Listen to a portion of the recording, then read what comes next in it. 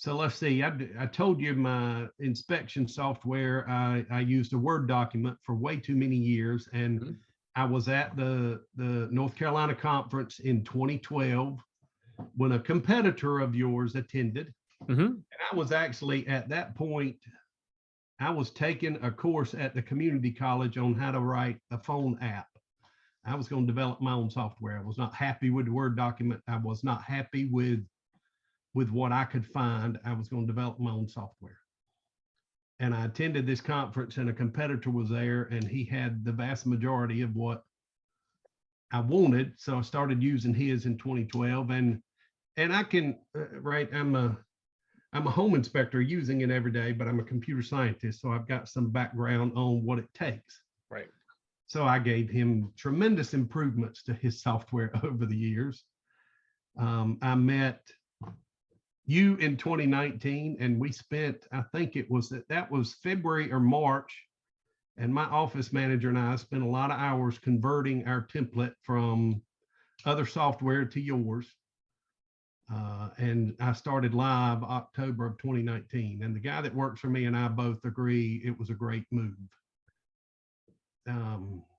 So using that software, so I'm an ICA teacher and a Spectora user, and your marketing guy, I think, found me somewhere through those connections, and that's how we started the ICA and Spectora partnership. Is I started pinging people at ICA to say, let's do this. Yeah, it's great. It's an amazing story. And it was a pleasure, to meet you, and kind of your level of sophistication on the tech side was very refreshing and appreciated. Cause yeah, you understood, I think, more than the average home inspector because you've lived in software before. And I know ICA is lucky to have you. So continuing ed it's worth noting because I think some folks just think these schools do only new inspector training. So ICA offers continuing ed and new to industry training, correct? Yes. In any state, no matter what state someone. So if there's an inspector watching this, ICA can help them out. Yeah, they have ICAschool.com, right? Is the website. You can see what they offer. And not every state requires continuing ed.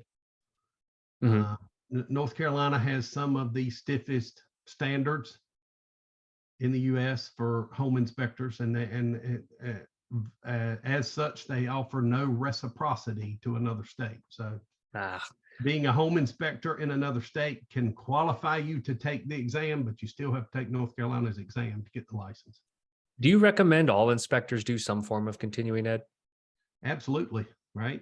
If nothing else, and right, we offer it as live classroom or as webinars or as online.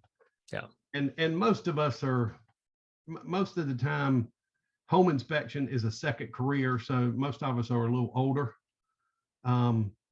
I think a lot of us prefer to be sitting in a classroom where you can talk to other people. That's one thing about the North Carolina Licensed Home Inspector Association is they offer that conference every year. And it's a time to go network with other home inspectors. We are loners, right? Most of us are a one-man show. We work by ourselves. We do everything by ourselves. So occasionally it's good to see others that do the same thing, and we can learn from others. Yeah, it's a lonely industry. And I was very impressed with how many in-person classes ICA had nationwide. Right. I was so pleased. It's just like, no matter what region or state you live in, there's a class that you could get to nearby. And I like that. It's not a challenge anymore, but it was a challenge during COVID.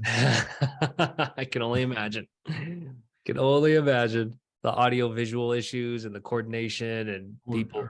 Yeah. Getting a room in 2020 when I was doing continuing ed, and we home inspectors wait to the last minute. We have to get our continuing ed in North Carolina before September 10th and renew before September 30th. And so nobody holds classes till the summertime because we home inspectors procrastinate to the end. But I was scrambling. I actually held one course when we were going to Wilmington.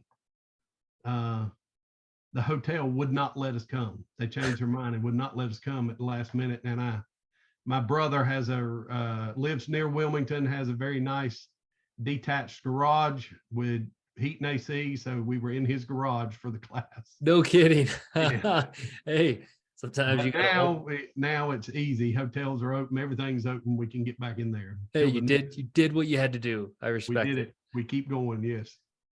What are some key learnings and takeaways you've found over the years, kind of teaching inspectors, doing continuing ed? There's got to be some themes over the years that you've kind of learned being on the other side of it, maybe teaching as opposed to, obviously in the field, there's learnings when you're a home inspector. But what have you learned kind of teaching and guiding home inspectors?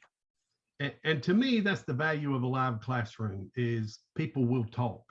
I have my experience and I live in the Raleigh area of North Carolina, and North Carolina is unique because we got mountains on one side and the beach on the other. And we build it, the whole middle of the state builds it one way, but you build it completely different at the beach and completely different at the mountains. And that's not the experience I have. So being in a classroom and listening to the experience of other home inspectors, I always walk away knowing something different every year or something unique. And then when I advertise to realtors locally and they ask, will you go to, I say, yes, I'll go anywhere you will. And someone said recently, well, I'm selling a house at the beach. And I said, okay, I can get you a good home inspector at the beach. Why won't you go? Because in Raleigh, we don't build them on pylons. We don't build them on sticks in Raleigh. So I don't know anything about it. Hey, good to know. I appreciate that.